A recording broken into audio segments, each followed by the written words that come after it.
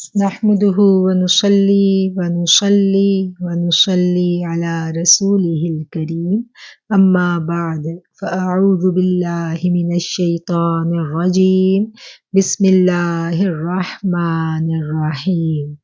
السلام علیکم ورحمۃ اللہ وبرکاتہ۔ میں امید کرتی ہوں کہ میری تمام فہم قرآن کورس کی اسٹوڈنٹس خیریت سے ہوں گی۔ آج ہم انشاءاللہ اپنا 10واں لیکچر شروع کریں گے، اور 10واں لیکچر شروع کرنے سے پہلے پچھلے جو لیکچرز ہیں سورہ بقرہ کے بارے میں ہم ان کو دیکھیں گے، اور جو پچھلا ہمارا 9واں لیکچر تھا اس کا ایک اوور ویو کریں گے۔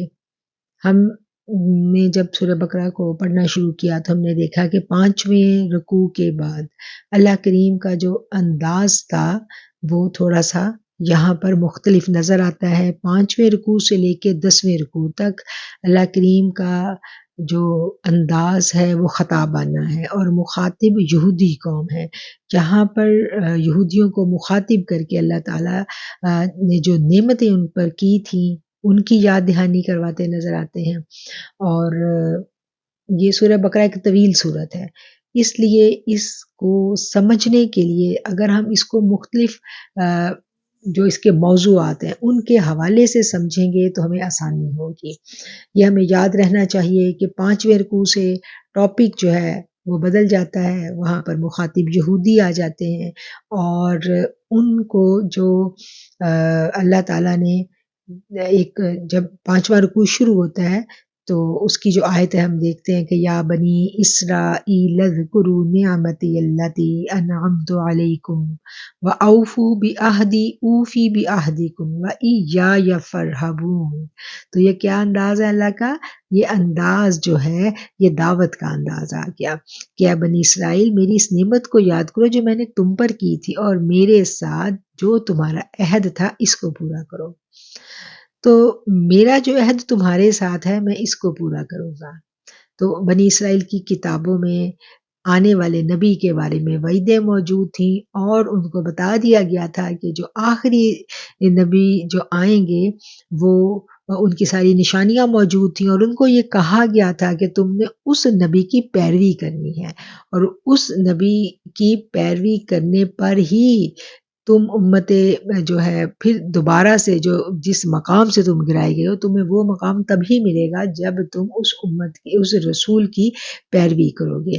اور یہاں جب 5واں رکوع جب شروع ہوتا ہے تو اللہ تعالیٰ ان کو اپنی وہ نعمت یاد دلاتے ہوئے نظر آتے ہیں، اور اس کے بعد جو انداز ہے وہ بڑا فیصلہ کن سا انداز ہے اللہ تعالیٰ کا۔ ہم دیکھتے ہیں کہ تم ایسا کرو، فرما برداری کرو، اور وہ جو وعدہ تم نے میرے ساتھ کیا تھا کہ میری فرما برداری کرو گے تو تم وہ وعدہ پورا کرو تو پھر میں بھی وہ وعدہ پورا کروں گا۔ اور اللہ نے کیا وعدہ کیا تھا؟ اللہ نے یہ وعدہ کیا تھا کہ اللہ تعالیٰ ان کو پھر دوبارہ سے عروج دے گا اگر وہ اس نبی آخر الزماں کی پیروی کریں گے، تو ان کو دوبارہ سے اللہ تعالیٰ اپنی انہی مراتب پر فائز کر دے گا، اپنا قرب دے گا۔ اور امت جو دنیا میں اللہ نے کہا تھا نا کہ میں نے تمہیں فضیلت دی ہے تمام جہانوں پر، پھر اسی صورت میں فضیلت یہ بحال ہوگی جب اللہ کے اس نبی کی تم پیروی کرو گے۔ اگر نہیں کرو گے تو پھر بڑی غضبناک آیتیں ہیں جو آگے آتی ہیں نا آیات۔ اس سے پہلے ہم دیکھتے ہیں کہ جب یہ اللہ تعالیٰ نے ان کو ایک دعوت کے انداز میں ان کو مخاطب کیا ہے، اور یہ کہا ہے کہ تم اپنے وعدے کو پورا کرو، پیروی کرو اس نبی کی جو آئے ہیں، اور پھر میں تمہیں اپنا وعدہ پورا کر کے دکھاؤں گا۔ اور اس کے جو اگلی آیات ہیں اس میں ہم دیکھتے ہیں کہ اللہ تعالیٰ کا جو انداز ہے وہ تھوڑا ہمیں بدلا ہوا نظر آتا ہے۔ اس میں انداز جو ہے وہ جیسے ملامت کا انداز ہے اور دھمکی کا انداز ہے۔ اس میں اللہ تعالیٰ کہتے ہیں کہ جو میں نے تم لوگوں کو جیسے ایک انداز ہوتا ہے نا کہ کسی کے اوپر فیصلہ کر دیا جاتا ہے، فرد جرم عائد کر دی جاتی ہے، تو وہ والا انداز ہے کہ ایک مرتبہ جو تمہیں میں نے اس پورے جہان والوں پر فضیلت دی تھی اور تم لوگوں نے پھر اس کی فرما برداری نہیں کی، نبیوں کے ساتھ کیا ہوا عہد نہیں نبھایا، نبیوں کو ستایا، جس کے نتیجے میں اللہ نے پھر وہ تمام کی تمام ان سے وہ جو مرتبے مراتب ان کو دیے گئے تھے اللہ نے ان سے چھین لیے۔ وہ پورے قصے جو ہیں وہ کس طرح سے یہ وادی سینا میں کتنے سال بھٹکتے رہے اور کس طرح اللہ ان سے ناراض رہا، وہ سارے قصے جو ہیں ہم وقتاً فوقتاً قرآن کریم میں پڑھتے چلے جائیں گے۔ اور پھر اللہ نے جو ہے آگے کہا ہے نا کہ وَضُرِبَتْ عَلَيْهِمُ الذِّلَّةُ وَالْمَسْكَنَةُ وَبَاءُوا مِنْ غَضَبِ اللَّهِ، اور ان پر ذلت اور محتاجی دے ماری گئی اور وہ لوٹے اللہ کے غضب کے ساتھ، کہ جب انہوں نے یہ ساری کی ساری نافرمانیاں پہ در پہ کی تو پھر اللہ نے کیا کیا کہ ان پر ذلت اور محتاجی، اور وہ کیسا وقت تھا ان کے اوپر، یہ بالکل ان کے زوال کا دور تھا۔ اور یہی بات ہے کہ کسی بھی امت پر جب کرم ہوتا ہے اور وہ بے راہ روی کا شکار ہو جاتی ہے تو پھر اللہ تعالیٰ کا غضب اس امت پر آ جاتا ہے۔ گویا یہ اصول اللہ کا ہے کہ جب کرم نوازیوں پر آتا ہے تو پھر کرم نوازیاں کرتا چلا جاتا ہے، اور جب کوئی قوم جو ہے وہ فرما برداریوں میں چلی جاتی ہے تو پھر اس فرما برداری کے نتیجے میں اس قوم پر جو کرم ہوتا ہے وہ یہ ہوتا ہے کہ وہ قوم جو ہے ہر طرح کے غم اور خوف سے آزاد کروا دی جاتی ہے، جیسے کہ اگلی آیتوں میں ہم پڑھیں گے کہ اللہ کہتا ہے کہ جو نیک عمل کرے گا ایمان لانے کے بعد، خالی ایمان لانا کافی نہیں ہے، بنی اسرائیل جو تھے وہ اپنے پیغمبر پر ایمان تو لے آئے تھے لیکن بعد میں کیا کہ نیک عمل نہیں کرتے تھے، فرما برداری نہیں کرتے تھے، سوال کرتے تھے اور توجیحات پیش کرتے تھے اور طرح طرح کے ہیلے بہانے بناتے تھے اور پھر نافرمانی کرتے تھے، اور نافرمانی میں بھی کیا ہے کہ نفس پرستی میں اس حد تک چلے جاتے تھے کہ اللہ کی آیات کو بدل دیتے تھے، ان کے مفہوم کو بدل دیتے تھے، اور اس طرح کی ساری جب وہ یہ کام کرتے تھے تو پھر اللہ نے بھی ان کے اوپر ان کو عبرت کا نشان بنایا۔ اللہ بتاتا ہے قرآن میں، اللہ نے بتا دیا کہ پھر کیسے ان کی شکلیں بدل گئیں، وہ بندر بنا دیے گئے، اور کس طرح سے جب انہوں نے بچڑے کی پوجا کی تو پھر کس طرح سے ان کو قتل کروایا گیا، تو کتنے لوگ جو تھے انہوں نے اپنے ہی گھر والوں کو قتل کیا۔ تو یہ ساری کی ساری باتیں جو ہیں ہمیں ان 10 رکوعوں میں، یہ ٹوٹل 10 رکوع ہے، 5 سے لے کے 15 تک، ان 10 رکوعوں میں یہ ساری باتیں ہمیں نظر آتی ہیں۔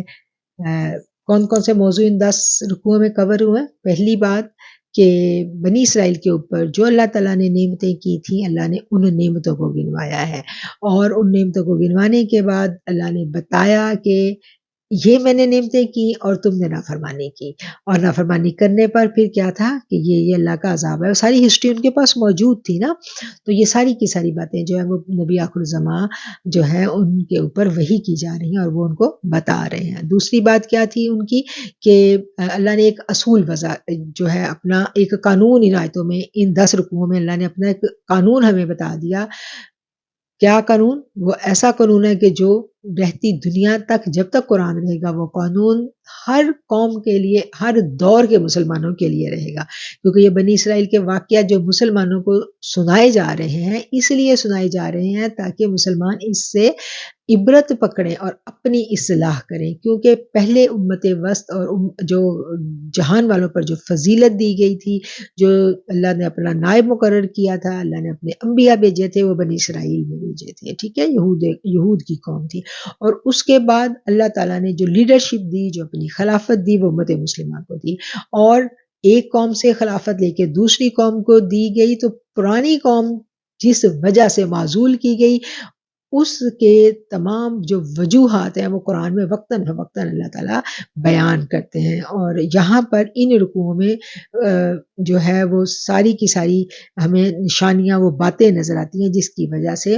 وہ معزول کیے گئے، وہ واقعات جو ہیں یہاں پر ہمیں نظر آتے ہیں۔ اس کے علاوہ بھی قرآن آگے پڑھتے جائیں گے تو ہمیں مختلف جو ہے باتوں سے پتہ چلتا جائے گا کہ ان میں کون سی ایسی خرابیاں تھیں جن کی وجہ سے ان سے اللہ تعالیٰ نے اس دنیا کی امامت چھین لی، واپس لے لی، اور نہ صرف واپس لی بلکہ کیا ہے وَضُرِبَتْ عَلَيْهِمُ الذِّلَّةُ وَالْمَسْكَنَةُ وَبَاءُوا مِنْ غَضَبِ اللَّهِ، اور جب یہ ہو رہا ہے، یہ سب کچھ ہو رہا ہے، اور مار دی گئی ان پر ذلت اور محتاجی، تو آج ہم دیکھیں کہ آج ہماری امت مسلمہ جو ہے وہ کس دور سے گزر رہی ہے.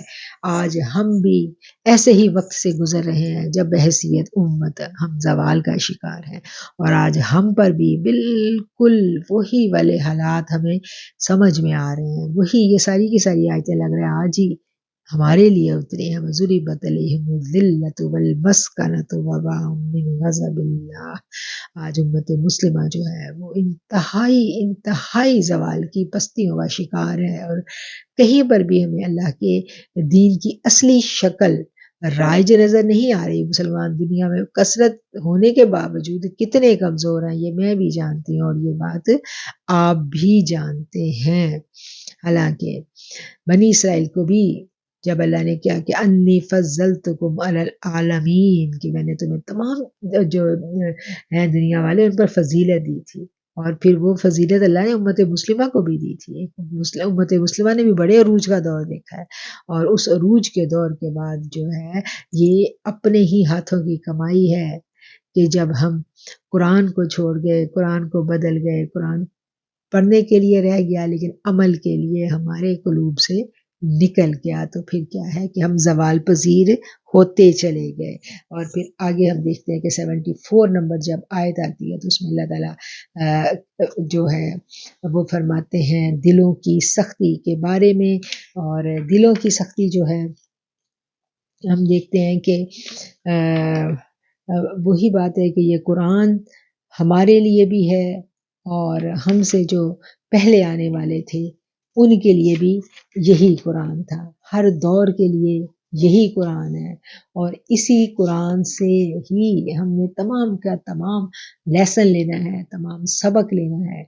اور جب ان پر جب یہود وہاں پر موجود تھے اور قرآن نازل ہو رہا تھا، اور اللہ تعالیٰ ان کو انہی کے آباء و اجداد کی گئی نافرمانیاں کھول کھول کر بتا رہے تھے، بیان کی جا رہی تھی، وہ سب واقعات بیان کیے جا رہے تھے، اور وہ قرآن کی حقانیت کو پہچان بھی چکے تھے. ان کے سامنے جب آیتیں پڑھی جاتی تھی وہ پہچان لیتے تھے، لیکن وہ اس کو قبول نہیں کرتے تھے. ان کے دل سخت ہو چکے تھے. اپنے آباء و اجداد کا عبرت ناک انجام ان کو یاد کروایا جا رہا ہے، لیکن دل پہ ان کے کوئی اثر نہیں ہو رہا. اور اس پر یہ جو آیات ہیں، یہ جو 74 نمبر آیت ہے ثم قست قلوبکم، پھر سخت ہو گئے تمہارے دل، من بعد ذالک فہی کالحجارۃ او اشد قسوہ، بعد اس کے، من بعد ذالک اس کے بعد کے، فہی کالحجارہ، یعنی یہ ساری کی ساری باتیں سننے کے باوجود بھی تمہارے دل سخت ہو گئے. کیسے سخت ہو گئے؟ فہی کالحجارہ، جیسے کہ پتھر ہوتے ہیں، پتھروں کی مانند، او اشد قسوہ، یا اس سے بھی زیادہ. اس سے بھی زیادہ کیوں؟ کیونکہ پتھروں کی اللہ نے یہاں وصف بیان کر دیا کہ پتھروں میں تو یہ خوبی ہے کہ کچھ پتھر جو ہیں وہ پھٹ جاتے ہیں اللہ کے خوف سے، اور ان میں سے پانی کے چشمے ابل پڑتے ہیں، اور کچھ ایسے ہوتے ہیں کہ جو اللہ کے خوف سے لرز جاتے ہیں، گر جاتے ہیں. لیکن ان کے دل اتنے سخت ہو گئے ہیں کہ ان کے دلوں کے اوپر کوئی چیز اثر نہیں کر رہی، اتنے سخت ہو گئے ہیں ان کے دل. تو کوئی خوف جو ہے ان کے دلوں پر اثر نہیں کر رہا. اور مفسرین کرام جو ہیں وہ اس آیت کی تفسیر میں بتاتے ہیں کہ یہ جو دلوں کی سختی ہے یہ پہلے قوم کے جو علماء کرام ہیں ان کے اوپر وارد ہوتی ہے، عوام الناس پہ پہلے نہیں آتی. پہلے علماء کے دل سخت ہوتے ہیں. کیوں؟ کیونکہ علماء جو ہیں وہی تحریف کرتے ہیں، وہی قوم کی جو اصلاح ہے اس کا بیڑا اٹھائے ہوئے ہوتے ہیں، ان کے ذمے ہوتا ہے قوم کو لے کے چلنا. اگر علماء کرام حق پر جمے رہیں، حق پر ڈٹے رہیں، تو پھر انہیں بہت مشکلوں اور مصیبتوں سے گزرنا پڑتا ہے، پھر انہیں باطل کا مقابلہ کرنے کے لیے ڈٹنا پڑتا ہے. جیسا کہ ہم دیکھتے ہیں کہ اپنی ہسٹری کو جب ہم پڑھتے ہیں تو ہمیں ایسے بہت سارے لوگ نظر آتے ہیں جن میں سے جو بڑی بڑی مثالیں ہیں، جن میں حضرت امام احمد بن حنبل کی مثال ہے کہ کس ضعیفی میں تھے اور انہوں نے کتنے کوڑے کھائے اپنے بدن پہ، لیکن انہوں نے بادشاہ وقت کے حق میں فیصلہ نہیں دیا. انہوں نے وہ حق پر قائم رہے کہ جب علماء کرام حق پر قائم رہیں گے تو انہیں ہر طرح کی وقت کی جو گورنمنٹ ہے اس کی طرف سے دی گئی مراد کی پرواہ نہ کرتے ہوئے حق پر ڈٹنا پڑے گا. اور آج ہم دیکھتے ہیں کہ آج ہمیں ایسے علماء کرام نظر نہیں آتے.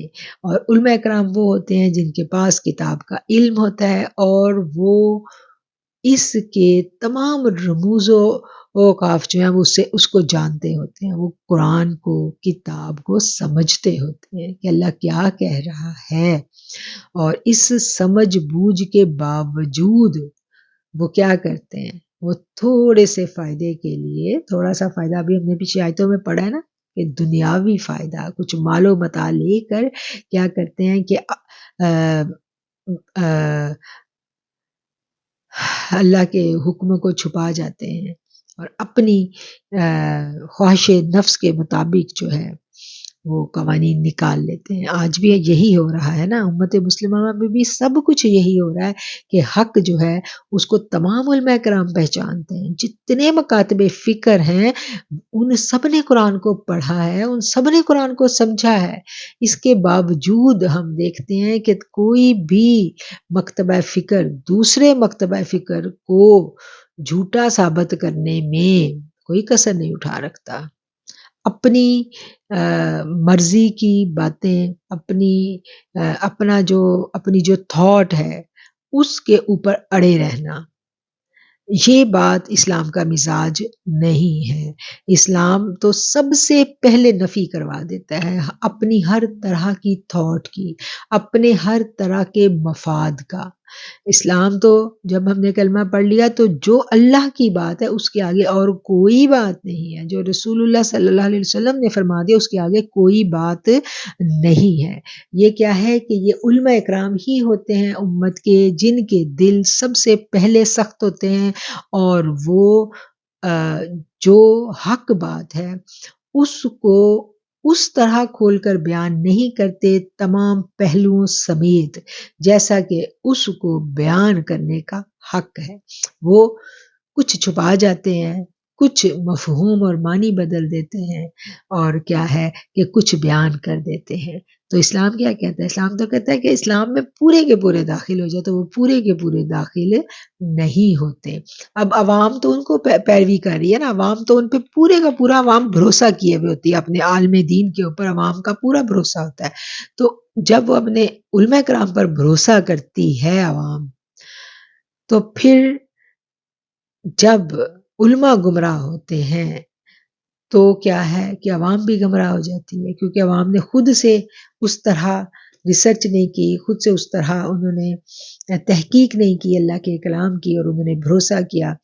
اور اسی لیے جو اس ضمن میں جو ہمارے مفسرین ہیں اس کی ان آیات کی تفسیر میں وہ یہی بیان کرتے ہیں کہ سب سے پہلے جو دل سخت ہوتے ہیں وہ علماء کے ہوتے ہیں، کیونکہ وہ ان کے دلوں سے خوف خدا نکل جاتا ہے اور وہ دنیا کے لیے بہت سارا حق چھپا دیتے ہیں، تھوڑا سا بیان کر دیتے ہیں، جس کی وجہ سے امت میں ہر طرح کا بگاڑ پیدا ہوتا ہے. سب سے پہلے جو بگڑتی ہے حالت وہ کیا بگڑتی ہے؟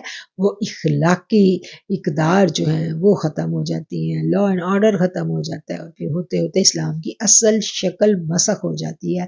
آج ہم دنیا میں ڈھونڈنے جائیں تو ہمیں کہیں بھی اسلام کی اصل شکل جو ہے وہ نظر نہیں آتی. اسلام جو ہے یہ ہمہ پہلو ہے، یہ ہر طرف سے ہر طرف سے اسلام جو ہے یہ کہتا ہے کہ میری پیروی کی جائے، تب جا کے مسلمان مکمل ہوتا ہے. تو آج کیا ہو رہا ہے کہ آج ایک پہلو کو پکڑا جا رہا ہے، دوسرے کو اگنور کیا جا رہا ہے، جس کی وجہ سے تمام جو بگاڑ ہے وہ پیدا ہوتا ہے. آگے پھر اللہ تعالیٰ یہ جو 75 نمبر آیا تھا جب ہم اس کو پڑھتے ہیں تو اس میں اللہ تعالیٰ فرماتے ہیں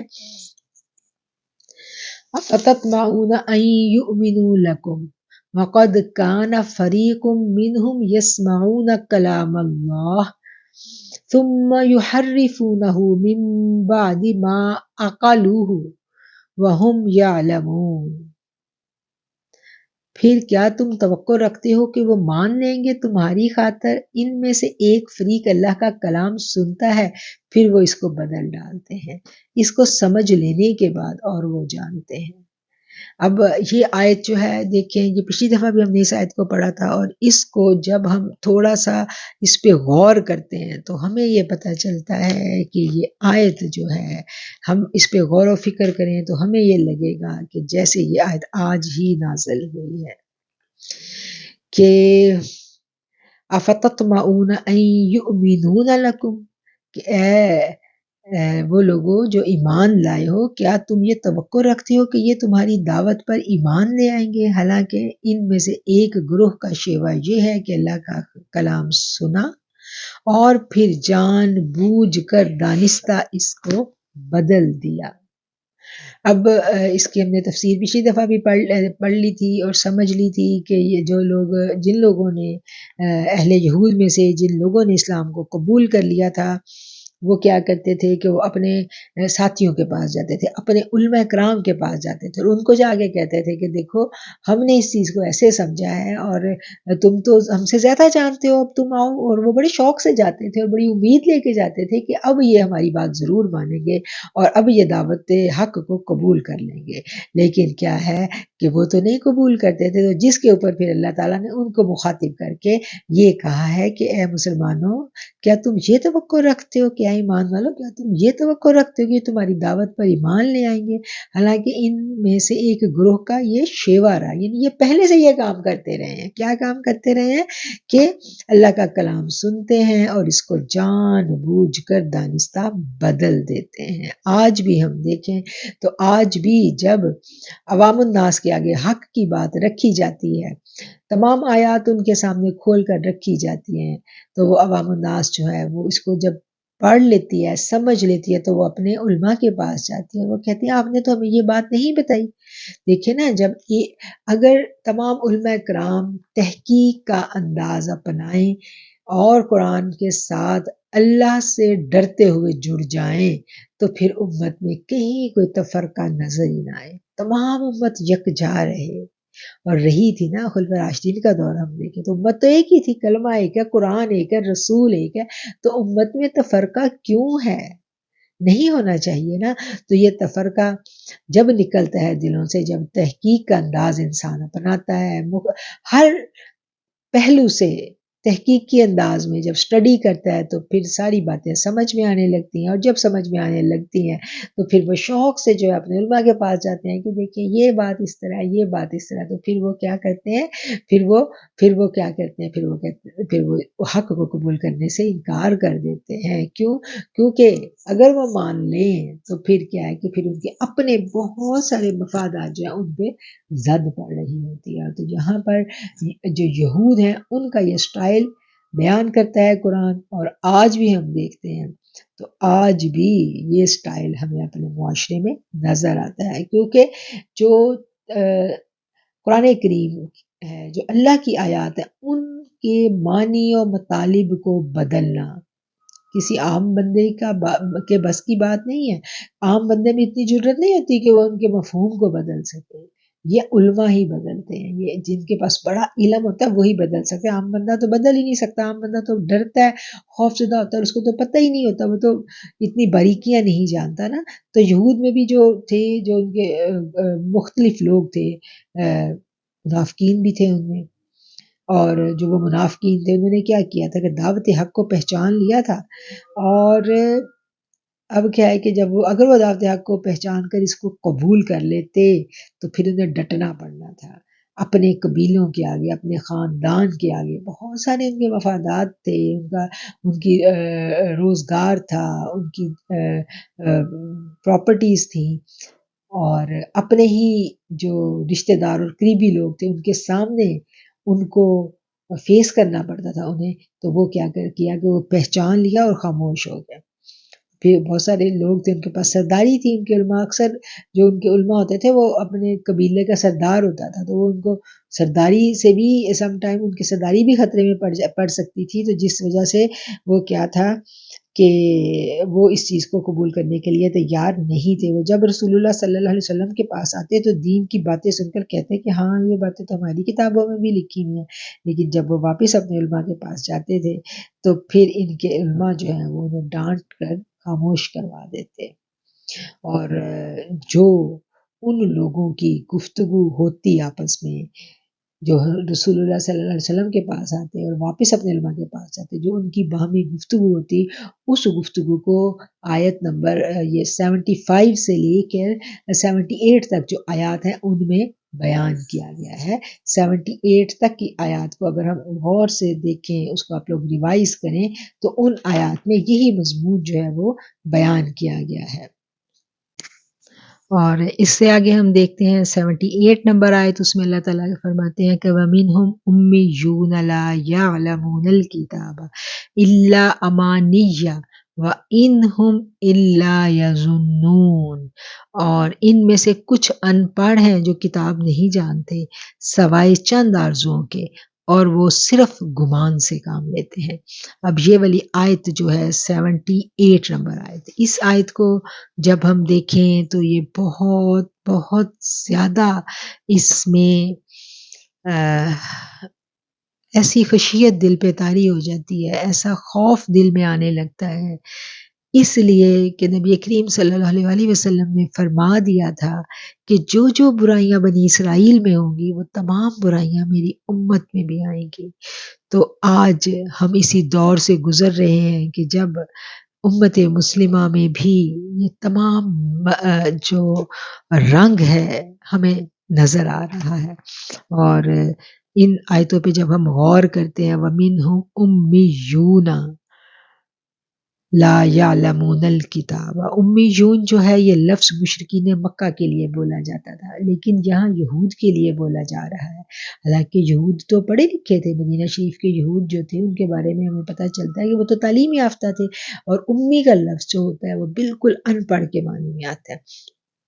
تو اس پہ جب ہم غور و فکر کرتے ہیں، ہم اپنے مفسرین نے جو لکھا ہے اس بارے میں جو بیان کیا ہے، جب ہم اس کو دیکھتے ہیں تو ہمیں یہ پتہ چلتا ہے کہ اس کا مطلب جو ہے وہ یہ ہے کہ وہ جو لوگ تھے، یہود جو تھے، بھلے وہ پڑھے لکھے تھے، یہ نہیں ہے کہ وہ پڑھے لکھے نہیں تھے، لیکن وہ اپنی کتاب کا جو علم ہے اس کے بارے میں بالکل کورے تھے، کچھ نہیں جانتے تھے کہ اللہ نے اپنی کتاب میں دین کے کیا اصول بتائے ہیں، اخلاق اور شرع کے کیا قواعد سکھائے ہیں، اور انسان کی فلاح کا دار و مدار جو ہے وہ کن باتوں پر ہے۔ اس علم کے بغیر وہ اپنے مفروضات اور اپنی خواہشات کے مطابق من گھڑت جو باتیں تھیں انہی کو دین سمجھے ہوئے تھے، اور اسی پر جھوٹی توقعات رکھ کر وہ جی رہے تھے۔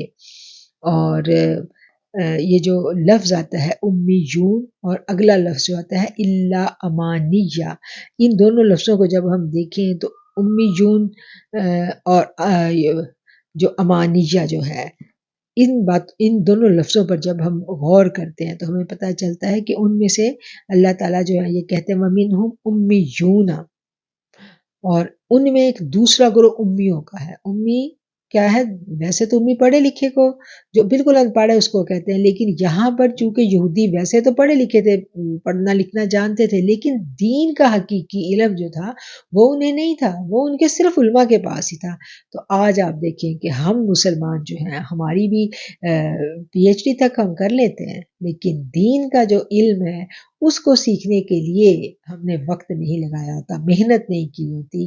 دنیاوی علوم میں ہم بھلے جتنے بھی ماہر ہو جائیں، ڈاکٹر بن جائیں، انجینئر بن جائیں، لیکن قرآن کو ہم نے نہیں سمجھا ہوتا، تو پھر ہم کس کیٹیگری میں آتے ہیں؟ اگر ہم سوچیں تو ہم کس کیٹیگری میں کھڑے ہوتے ہیں؟ ہم بھی کیا امی کی کیٹیگری میں نہیں آ جاتے پھر؟ اور جو کتاب کا علم نہیں رکھتے، بس بے بنیاد امیدوں اور آرزوؤں کو لیے بیٹھے ہیں۔ یہ جو امانیہ ہے، اس کا جو معنی اور مفہوم جب آپ اس پہ غور کرتے ہیں تو کیا ہے؟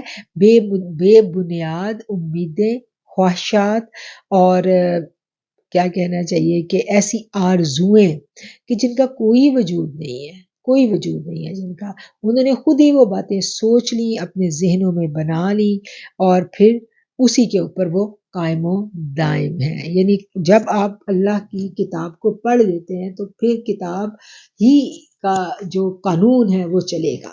لیکن کیا ہے کہ جب کتاب کو نہیں پڑھا، سنی سنائی بات ہے، اور ہم نے یہ سن لیا کہ جیسے یہ شفاعت کا معاملہ یہ آ جاتا ہے، تو یہ بہت سینسٹیو معاملہ ہے، بے حد سینسٹیو. ایک طرف ہمیں ایسے لوگ نظر آتے ہیں کہ جو یہ کہتے ہیں کہ شفاعت کا سرے سے انکار کر دیتے ہیں، اور دوسری طرف ہمیں دوسری سپرلیٹو ڈگری نظر آتی ہے جو یہ کہتی ہے کہ ہماری تو شفاعت رسول اللہ صلی اللہ علیہ وسلم نے کروا دینی ہے، تو اب ہمیں محنت کرنے کی کیا ضرورت ہے، ہم تو بخشے بخشائے ہیں، ہم نے تو بخشے ہی جانا ہے، بس ہم تو امتی ہیں تو بس بخشے ہی جائیں گے، کوئی نہیں، من مرضی کرو، کوئی قانون نہیں، کوئی محنت کرنے کی ضرورت ہے. دوسرا گروہ جو ہے وہ اس طرف نظر آ جاتا ہے، اور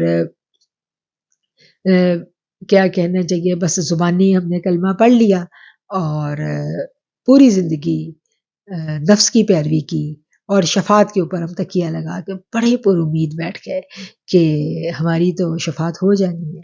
تو اب آپ دیکھیں کہ دونوں طرف ہمیں ایک شدت پسندی کا انداز نظر آتا ہے. لیکن جب ہم اسلام کو پڑھتے ہیں، قرآن کو پڑھتے ہیں، ہمیں اس کی حقیقی معنوں میں سمجھ آتی ہے، تو پھر تو ہمارے دل لرز جاتے ہیں کہ نبی کریم صلی اللہ علیہ وآلہ وسلم وہ ذات ہیں، اور آپ کے وہ صحابہ، اشرا مبشرہ صحابہ، جن کی وعید آ گئی تھی کہ یہ بخشے ہوئے ہیں، جن کے بارے میں قرآن نے، اللہ نے کہہ دیا کہ یہ بخش دیا میں نے ان کو، یہ کچھ بھی کریں یہ بخشے گئے ہیں. جنہوں نے جو صحابہ بدر تھے ان کے بارے میں کتنا اللہ تعالیٰ کا یعنی خوبصورت ان کے بارے میں خوشخبریاں اتری تھیں. اور اشرا مبشرہ سیدنا ابوبکر صدیق ہم دیکھ لیں، یہ وہ ہستیاں ہیں، بڑی بڑے نام ہیں، ان کے یہ بخشے بخشائے تھے، ان کے ناموں کے ساتھ آ گیا رضی اللہ تعالیٰ عنہ. لیکن ان کی زندگیوں کو دیکھیں، مشقت ہی مشقت، مشقت ہی مشقت، جہد مسلسل. کیا انہیں رسول اللہ کی شفاعت پر یقین نہیں تھا؟ وہ تو ہم سے بہت زیادہ یقین رکھنے والے تھے. ان کے تو سامنے رسول اللہ صلی اللہ علیہ وسلم موجود تھے، تو پھر وہ کیوں نہیں ہاتھ پہ ہاتھ دھر کے بیٹھے؟ انہوں نے مشقت کیوں کی ساری زندگی؟ کیوں کی ساری زندگی محنت؟ کیا ان خواتین کو نہیں پتا تھا شفاعت کا؟ کہ جب پردے کی آیات اتری تو انہوں نے، جن کے پاس کوئی پردے کے لیے چیز نہیں تھی، تو انہوں نے بستروں کی چادریں اوڑھ لی بڑی بڑی. اور ہمیں ملتا ہے کتابوں میں، ہم پڑھتے ہیں کہ جب یہ آیات اتری تھی تو جو عورتیں سفر میں تھی، یعنی کہیں جا آ رہی تھی، جب ان تک یہ آیتیں پہنچی تو وہ وہیں بیٹھ گئیں. تو انہوں نے کہا پہلے ہمارے گھروں سے ہمیں بڑی بڑی چادریں لا کے دو، پھر ہم آگے سے ٹریول کریں گے. تو اتنا زیادہ وہ لوگ فالو کرنے والے تھے اللہ کے حکموں کو. تو کیا شفاعت کی آیتیں انہوں نے نہیں پڑھی تھی؟ ان تک یہ حدیث نہیں پہنچی تھی ان کو؟ وہ تو یہ تو مدینہ شریف کی بات ہو رہی ہے نا. تو یہ شفاعت کا حق تو رسول اللہ صلی اللہ علیہ وسلم کو معراج کے موقع پر مل گیا تھا، تو یہ تو مکہ میں لے چکے تھے آقا شفاعت کا حق. تو آقا کریم کے پاس تو شفاعت کا حق تھا، اور آقا ان کے پاس تھے. اور اپنی پیاری بیٹی کو دیکھ لیں، سیدہ فاطمہ تو زہرا کو دیکھ لیں، کتنی مشقت، کتنی مشقت، ساری زندگی ہم دیکھتے ہیں ان کی مشقت میں گزرتی ہے. چکی پیس رہی ہیں، گھر کے کام کر رہی ہیں، اور پھر اس کے ساتھ ساتھ ان کی عبادات کو دیکھیں، پھر اس کے ساتھ ساتھ ان کا سوشل ورک ہم دیکھتے ہیں کہ جہاں ضرورت پڑتی ہے وہاں وہ حاضر ہوتی ہیں. جب غزوات ہوتے ہیں تو وہ اپنے کس طرح سے وہ شانہ بشانہ مردوں کے ہمیں کام کرتی نظر آتی ہیں وہ خواتین. تو کیا ان کے پاس شفاعت کی آیات نہیں تھی؟ آج ہمارے پاس ہی ہیں یہ آیات، یا انہیں سمجھ نہیں تھی، ہمیں زیادہ سمجھ آ گئی ہے. تو یہ بڑا لمحہ فکری ہے یہ آیات. ان آیات میں سے ہم نے ایسے نہیں گزرنا، یہ آیت رک جانے والی ہیں. یہ وہ آیات ہیں جو ہماری زندگیوں کو جھنجھوڑنے کے لیے ہیں، جن پر ہم نے رک کے سوچنا ہے کہ ہم اپنے عمل کو کہاں سے تبدیل کریں، کیسے تبدیل کریں کہ ہم سرخ رو ہو سکے. وہ خواہشات کیا ہیں؟ دیکھیں یہاں کہا ہے نا کہ اللہ امانیہ ومنہم امیون، اور ان میں سے ایسے لوگ، ایسا گروہ ہے امیوں کا جو کتاب کا تو علم رکھتے نہیں. لا یعلمون الکتاب، کتاب کا علم نہیں رکھتے. الا امانیہ، لیکن بے بنیاد امیدوں اور آرزوؤں کو لیے بیٹھے ہیں. کون سی بے بنیاد امیدوں آرزوؤں کو لیے بیٹھے ہیں؟ وہ یہ لیے بیٹھے ہیں کہ ہمیں تو اللہ بخش دے گا. الا یظنون، اور محض وہم و گمان پر چلے جا رہے ہیں. اور وہ لوگ ایسے تھے اور آج ہم لوگ ایسے ہیں. میں نے آپ آج کا جو مسلمان ہے اس کو ہم جب دیکھیں تو ہمیں جہاں پر بہت بہت زیادہ ایک لمحہ فکریہ نظر آتا ہے، بہت زیادہ تشویش کی بات نظر آتی ہے، آیتوں کو پڑھنے کے بعد قطعاً بھی ہم یہ نہیں کہہ سکتے کہ ہم شفاعت کی جو احکامات ہیں ان پر بھروسہ کر کے ہاتھ پہ ہاتھ دھر کے بیٹھ جائیں گے. نو، ایسا قطعاً بھی نہیں ہے. آگے کیا ہے؟ فَوَيْلٌ لِّلَّذِينَ يَكْتُبُونَ الْكِتَابَ بِأَيْدِيهِمْ، پس ہلاکت اور تباہی ہے ان لوگوں کے لیے جو اپنے ہاتھوں سے شرع کا نوشتہ لکھتے ہیں، پھر لوگوں سے کہتے ہیں کہ یہ اللہ کے پاس سے آیا ہوا ہے. فَوَيْلٌ لِّلَّذِينَ يَكْتُبُونَ الْكِتَابَ بِأَيْدِيهِمْ، اپنے ہاتھوں سے لکھتے ہیں، ثم پھر یقولون کہتے ہیں، ھذا من عند اللہ، یہ اللہ کی طرف سے آیا ہوا ہے، لیشتروا بہ ثمنا قلیلا، تاکہ وہ اس کو بیچ سکیں تھوڑی سی قیمت کے عوض، تھوڑے سے معاوضے کے عوض. فویل لہم مما کتبت ایدیہم، ان کے ہاتھوں کا یہ لکھا بھی ان کے لیے فویل لہم، تباہی ہے، تباہی کا سامان. اور یہ وویل لہم مما یکسبون، اور یہ ان کی کمائی بھی ان کے لیے ہلاکت کا باعث ہے. اب یہ کتنی سخت آیتیں ہیں کہ یہاں پر ان لوگوں کی باتیں جو بتائی جا رہی ہیں وہ کیا ہیں کہ وہ خود سے کتاب لکھتے ہیں، اور خود سے کتاب لکھنے کے بعد اس کی قیمت وصول کرتے ہیں، اور قیمت وصول کرنے کے بعد کیا اللہ تعالیٰ کہہ رہا ہے کہ بہت برا ہے جو انہوں نے کمایا، اور ان کے ہاتھوں کا لکھا ہوا ان کے لیے تباہی کا سامان ہے، اور یہ کمائی بھی ان کے لیے موجب ہلاکت ہے. اور آج ہم دیکھیں، کیونکہ یہ تو ہماری تربیت کے لیے کہا جا رہا ہے، تو آج ہم دیکھیں تو آج بھی ایسا ہی ہے کہ جدھر سے فنڈنگ ہو رہی ہے اسی کے گیت گائے جا رہے ہیں، اسی کے حق میں فتوے آ رہے ہیں، ساری کی ساری جو بیس ہے وہ مال کے اوپر ہے. تو قرآن کا تو یہ مزاج قطعاً نہیں ہے. قرآن تو حق کے ساتھ کھڑے ہونے کا اور پھر اس پر صبر کے ساتھ ڈٹے رہنے کا جو ہے وہ وعید دیتا ہے، وہ اس کا حکم دیتا ہے قرآن. اور ایسا نہیں ہے کہ حق کی بات کو پیسوں کے عوض جو ہے وہ چھپا لیا جائے. اور وہ کہتے ہیں نا، خود کو بدلتے نہیں قرآن کو بدل دیتے ہیں.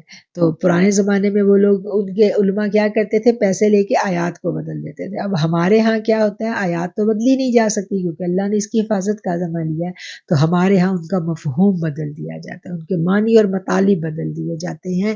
اور کیا ہے کہ جدھر سے مال ملتا ہے، مالی فوائد ملتے ہیں، اسی کی طرف ہم اپنا رخ موڑتے چلے جاتے ہیں. اور پھر اس کے اوپر وہ کیا کہتے ہیں، وَقَالُوا، اور وہ کہتے ہیں، لن تمسنا النار، ہرگز نہیں چھوئے گی ہمیں آگ، الا ایاما معدودہ، گنتی کے چند دن. اللہ ثم اتخذتم عند اللہ عہدا فلن یخلف اللہ عہدہ ام تقولون علی اللہ ما لا تعلمون. وَقَالُوا لَن تَمَسَّنَا النَّارُ إِلَّا أَيَّامًا مَّعْدُودَةً، اور وہ کہتے ہیں کہ ہمیں آگ ہرگز نہیں چھوئے گی سوائے گنتی کے چند دن. اللہ یہ کہ چند روز کی سزا ہمیں مل جائے تو مل جائے. ان سے پوچھو کیا تم نے اللہ سے کوئی عہد لے لیا ہے جس کی خلاف ورزی وہ نہیں کر سکتا؟ اب اللہ تعالیٰ کا یہ انداز دیکھیں، قُلْ اتَّخَذْتُمْ عِندَ اللَّهِ عَهْدًا، تم ان سے پوچھو کیا تم نے اللہ سے کوئی عہد لے لیا ہے؟ فَلَن يُخْلِفَ اللَّهُ، اور ہرگز اللہ اس عہد کی خلاف ورزی نہیں کرتا. أَمْ تَقُولُونَ عَلَى اللَّهِ مَا لَا تَعْلَمُونَ، یا بات یہ ہے کہ تم اللہ کے ذمے ڈال کر ایسی باتیں کہہ دیتے ہو جس کے متعلق تمہیں خود علم نہیں کہ اس نے ان کا ذمہ لے لیا ہے. بلا من کسب سیئۃ واحاطت به خطیئتہ، آخر تمہیں دوزخ کی آگ کیوں نہیں چھوئے گی جو کہ بدی کمائے گا اور اپنی خطا کاری کے چکر میں پڑا رہے گا۔ فَأُولَئِكَ أَصْحَابُ النَّارِ، اور وہی لوگ ہیں جو اصحاب النار ہیں، دوزخ میں جانے والے ہیں، ہم فیہا خالدون، وہ ہمیشہ اسی میں رہیں گے۔ اب یہاں پر ان آیتوں میں ہم دیکھتے ہیں کہ وہ لوگ یہ کہتے تھے کہ ہمیں اگر اللہ کا عذاب ہوا بھی کچھ اللہ کی نافرمانی کرنے پر تو چند دن سے زیادہ ہم عذاب میں نہیں رہیں گے، اس کے بعد ہم نکال لیے جائیں گے۔ یہ وہ خواب تھے ان کے، یہ وہ ان کی امانیجی خواہشیں، خود ہی اپنے آپ میں انہوں نے باتیں سوچی ہوئی تھی جن کا اللہ کہتا ہے حقیقت سے کوئی تعلق نہیں ہے، کوئی وعدہ میرا ان کے ساتھ ایسا نہیں ہے کہ وہ ان کو آگ نہیں چھوئے گی، ٹھیک ہے۔ تو اللہ تعالیٰ یہاں پر یہ جو ان کے تھاٹس تھے، جو ان کے عقائد تھے، اس کو کھول کر بیان کر رہا ہے، اور ہم اپنے آپ کو اس تناظر میں رکھ کے دیکھیں تو آج ہمیں بھی ایسے لوگ نظر آتے ہیں جو یہ کہتے ہیں کہ یہی ولی شفاعت کا جو حق ہے اس کے بارے میں انہوں نے اپنے ہی عقائد یہ بنا لیے ہوئے ہیں کہ ہمیں محنت کی کوئی ضرورت نہیں ہے، اگر ہم دوزخ میں گئے بھی تو بس جائیں گے اور پھر رسول اللہ صلی اللہ علیہ وسلم جو ہیں ان کی شفاعت سے ہمیں جنت مل جائے گی۔ اچھا، اس بات میں بالکل یہ بات حقیقت ہے، اس بات کو جب ہم دیکھتے ہیں تو اس بات کے بارے میں ہمیں پتہ چلتا ہے کہ جس کے دل میں ایک رائی کے دانے کے برابر بھی ایمان ہوگا پھر وہ دوزخ میں نہیں رہے گا۔ جس نے نبی کریم صلی اللہ علیہ وآلہ وسلم کا کلمہ پڑھ لیا وہ بخشا جائے گا، اس کو جنت ضرور ملے گی، لیکن اس سے پہلے اسے اپنے گناہوں کی سزا بھگتنی پڑے گی۔ اور جب ہم اس بارے میں مزید اسٹڈی کرتے ہیں تو ہمیں پتہ چلتا ہے کہ ایمان تو ہے دل میں لیکن نیک عمل نہیں تھے، اور نافرمانیاں سرکشیاں بھی بہت تھیں، لیکن عقیدہ ٹھیک تھا، ایمان تھا، اور نبی کریم صلی اللہ علیہ وسلم کی شفاعت پر بھی بھروسہ تھا، یقین تھا کہ وہ ہماری شفاعت کریں گے، تو یقیناً وہ کریں گے، کیونکہ آقا علیہ الصلوۃ والسلام نے کہہ دیا کہ میں اس وقت تک راضی نہیں ہوں گا جب تک میں اپنا ایک ایک امتی دوزخ سے نہ نکال لوں، اس وقت تک آقا کوشش میں رہیں گے۔ تو کیا ہے کہ کام تو اس دنیا سے جاتے ساتھ ہی شروع ہو جانا ہے۔ اللہ نے کہہ دیا نا فَمَن يَعْمَلْ مِثْقَالَ ذَرَّةٍ خَيْرًا يَرَهُ وَمَن يَعْمَلْ مِثْقَالَ ذَرَّةٍ شَرًّا يَرَهُ، کہ جس نے ایک ذرہ برابر نیکی کی ہے اس کے لیے اس کا اجر ہے، اور جس نے ایک ذرہ برابر برائی کی ہے، گناہ کیا ہے، تو اس کو بھی وہ بھگتنا پڑے گا۔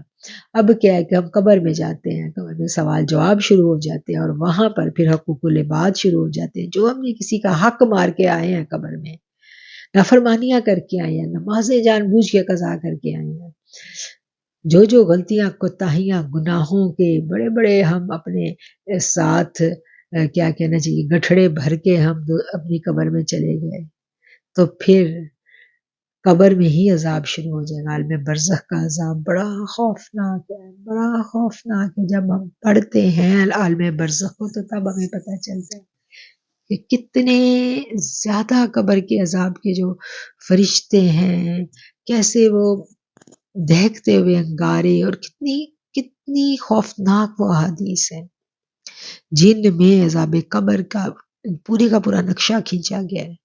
تو کیا ہے کہ وہ تو اس میں سے تو گزرنا پڑے گا، وہ اس میں سے گزرنا آسان نہیں ہوگا، اور پھر ایسے لوگوں کی جب موت کا ٹائم ہے تو اس کے بارے میں ہم پڑھتے ہیں کہ فرشتے ان کے پیٹھوں پر اور منہوں پر مار رہے ہوں گے، ان کی کوئی آسانیوں سے جان کھینچی جانی ہے۔ موت کے وقت ہی جب پردے اٹھنے ہیں تو ان کا تو عذاب اسی وقت شروع ہو جانا ہے۔ ہم دیکھتے ہیں نا اپنے ارد گرد کچھ لوگوں پر کتنی موت کی سختی ہوتی ہے، کتنی تکلیف دہ موت ہوتی ہے، اور کچھ لوگ ایسے پھولوں کی طرح چلے جاتے ہیں۔ تو کیا ہے کہ اس دنیا میں ہی شروع ہو جانا ہے وہ عذاب، وہ پکڑ، جب موت کا ٹائم آنا ہے تو سرات اسی وقت عذاب کی آ جانی ہے نا۔ تو یہ کس نے کہا ہے کہ مسلمان کو عذاب نہیں ہوگا؟ مسلمان کو قبر میں عذاب ہوگا، وہ تمام گناہ جو اس نے کیے ہیں، وہ ہمیں پتہ چلتا ہے نا کہ پیشاب کے جو قطرے ہیں اگر ان کی بھی طہارت کا ہم نے خیال نہیں رکھا اور وہ لگے رہ گئے اور ہم نے وہ نہیں صاف کیا، پاؤں پہ چھینٹے پڑ گئے یا کہیں بھی کوئی پڑ گئے، تو وہ تو قبر سے ہی شروع ہو جانی ہے صفائی۔ تو وہ پھر صفائی ستھرائی ہوتے ہوتے ہوتے ہوتے وہ گناہ دھلتے دھلتے پورا عالم برزخ جو ہے ہمارا اذیتوں تکلیفوں میں گزرے۔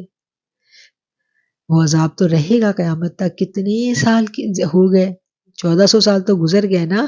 تو ابھی قیامت آنے میں کتنے 100 سال ہیں ہمیں نہیں معلوم. اور پھر وہاں کا ٹائم پیریڈ اور یہاں کا اور ہے. پھر وہ عذاب بھگت رہے، پھر وہ کسی کے ساتھ زیادتی کی، کسی کا حق مارا، کسی کی بغیر وجہ کے کسی کی چیز پر قبضہ کیا، دل دکھایا، کسی کی زندگی برباد کی. وہ سب تو قبر میں ہی شروع ہو جانا اس کا حساب کتاب. پھر اس کے بعد عالم برزخ، محشر کی دن کی سختی کتنی زیادہ وہ سہنی پڑے گی گناہوں کے سبب. پھر وہ محشر کے دن کی سختی سہنے کے بعد حساب کتاب ہوگا. پھر وہ حساب کتاب میں پتہ چلے گا کہ بھئی اب تو یہ اس کے تو اعمال نامے میں عمل ہی کوئی نہیں ہے. اب دوزخ کا فیصلہ ہو گیا. اب دوزخ کے فیصلے میں کیا ہے کہ پلسرات آ گئی. پھر وہ بہت مشکل ٹائم ہے، بہت مشکل نقشہ کھینچا گیا کہ کس طرح پلسرات کے اوپر سے لوگ گریں گے. وہاں سے بھی گزر گئے. پھر آگے دوزخ میں کس طرح سے چنگاڑتی ہوگی وہ دوزخ، اور کیسے ان میں دھکیلا جائے گا، اندے منہ ڈالا جائے گا دوزخ میں. اور جو سب سے کم درجے کی دوزخ ہے وہ بھی کیسی دوزخ ہے، اس کا بھی کتنا خوفناک نقشہ جو کھینچا گیا. یہ سب کچھ بھگتنے کے بعد اب دوزخ میں بھی پڑ گئے، اب عذاب بھی جھیل لیا، برزخ کا بھی جھیل لیا، محشر کے دن کی سختی بھی جھیل لی. تو اس کے بعد پھر شفاعت کی باری آئے گی. سوچ لیں اتنے سارے تکلیف دہ مرحلوں سے گزرنے کے بعد پھر آقا علیہ الصلوۃ والسلام سفارش کریں گے تو پھر وہاں سے نکالے جائیں گے. تو اتنا سب کچھ داؤ پہ لگانے کا اگر کسی میں ہمت اور حوصلہ ہے تو لگا لیں. ابدی دوزخ نہیں ملے گی. ابدی دوزخ جو ہے مسلمان کے لیے نہیں ہے. جس کے دل میں ذرہ برابر بھی ایمان ہے وہ پھر اینڈ میں نکال لیا جائے گا. اور دوسری طرف ہم پیرالل دیکھتے ہیں جو ایمان والے لوگ ہیں، جو ایمان والے ہیں ہم ان کی زندگیوں کو دیکھتے ہیں تو ان کے بارے میں اللہ کہتے ہیں کہ وہ جب فرشتے ان کو لینے کے لیے آئیں گے تو وہ سلامت سلامہ کے ساتھ آئیں گے. اور اللہ تعالیٰ کہیں گے فرشتے جو ہیں وہ اللہ سے ان کے وہ وہی لے کے آئیں گے. فرشتے کہیں گے کہ وہ ہے نا سورہ فجر کی جو آخری آیات ہے کہ فدخلی فی عبادی وادخلی جنتی، کہ میرے آ جاؤ میرے بندوں میں شامل ہو جاؤ اور میری جنتوں میں.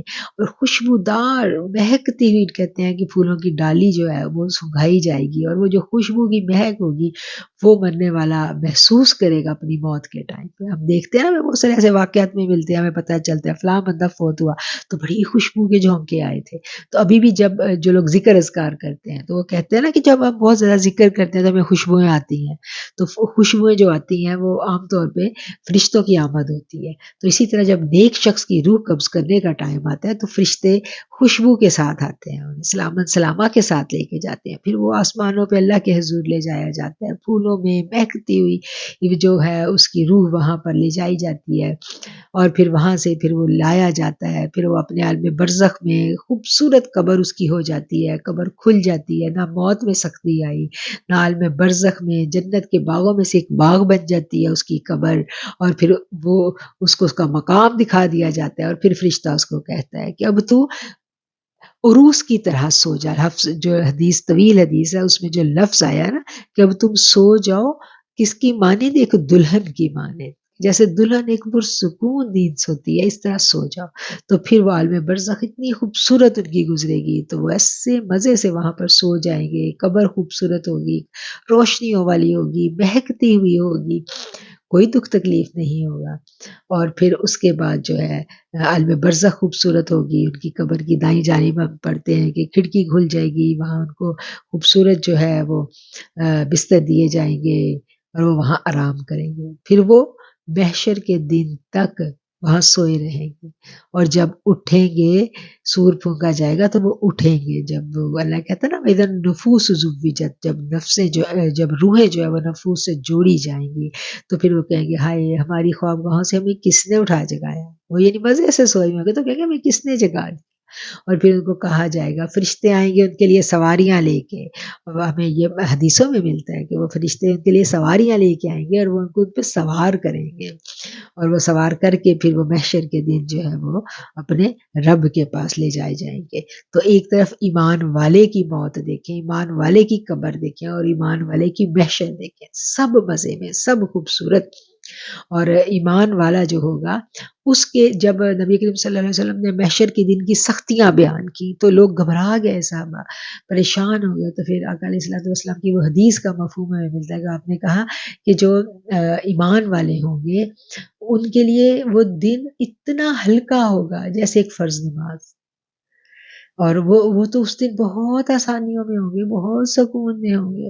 تو اس دن کوئی بے قراری نہیں ہوگی. وہ آیات ہم 30واں پارہ پڑھیں گے تو ہمیں پورے کا پورا نقشہ ہم اس میں دیکھتے ہیں قرآن نے کیسے پیارا کھینچا ہے کہ اس دن ان کے چہرے دمک رہے ہوں گے، کیونکہ اتنی جو پھل ملنے والا ہوتا ہے، جس کا پیپر بہت اچھا ہوا ہوتا ہے، وہ رزلٹ کے لیے کتنا بے قرار ہوتا ہے، وہ تو خوش ہوتا ہے.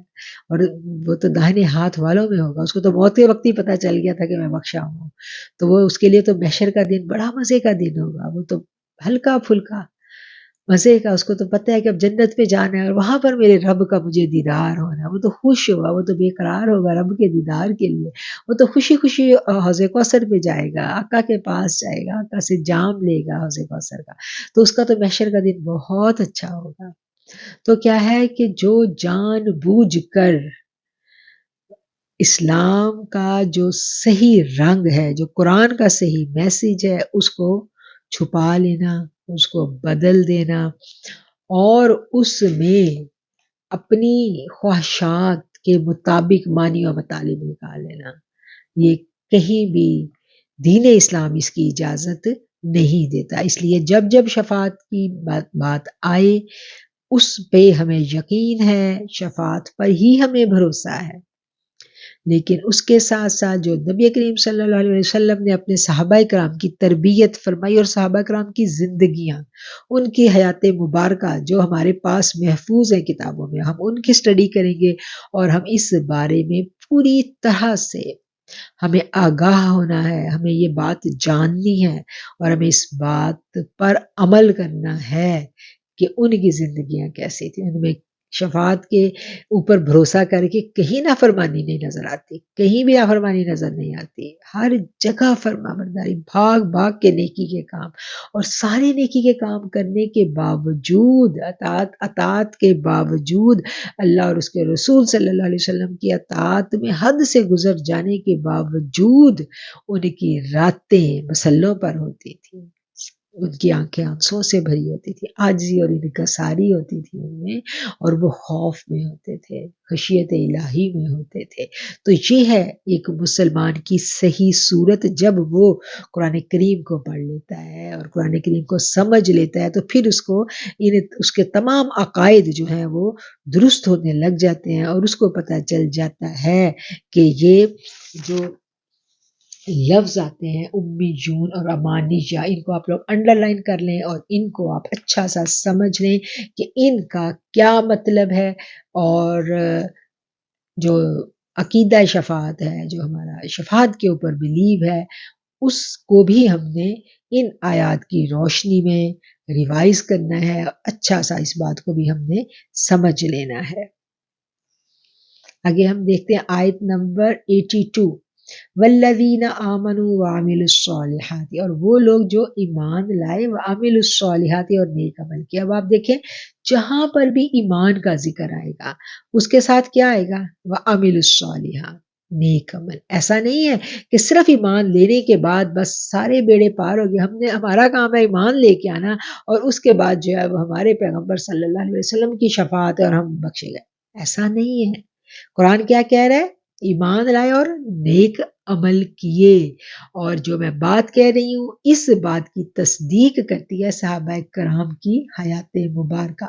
تمام صحابہ اور صحابیات اور ازدواج مطہرات کی جو لائف ہے اس کو ہم پڑھیں گے، بی بی فاطمہ الزہرا کی لائف کو ہم پڑھیں گے تو ہمیں سب کچھ واضح ہو جائے گا، سب کچھ ہمیں کھل کر سمجھ میں آ جائے گا کہ والذین آمنوا وعملوا الصالحات، کہ وہ ایمان لے کے اور نیک عمل کے لیے. اولئک اصحاب الجنہ، وہی لوگ ہیں جو جنت والے ہیں. ہم فیہا خالدون، اور وہ اس میں ہمیشہ رہیں گے. اور یہ آج جو ہے ہم نے 9واں رکوع جو ہے وہ مکمل کیا، اور یہ جو 9ویں رکوع کی جو آخری آیات تھیں پچھلی مرتبہ ہم نے ان کو پڑھا تھا، لیکن ان میں کچھ مزید وضاحت کی ضرورت تھی، جس کو میں نے سوچا کہ ہم آج وہ تمام کی تمام وضاحت جو ہے وہ اس کو کور اپ کر لیں۔ صدق اللہ العظیم و صدق رسولہ النبی الکریم، آخر دعوانا ان الحمد للہ رب العالمین۔ السلام علیکم ورحمۃ اللہ وبرکاتہ۔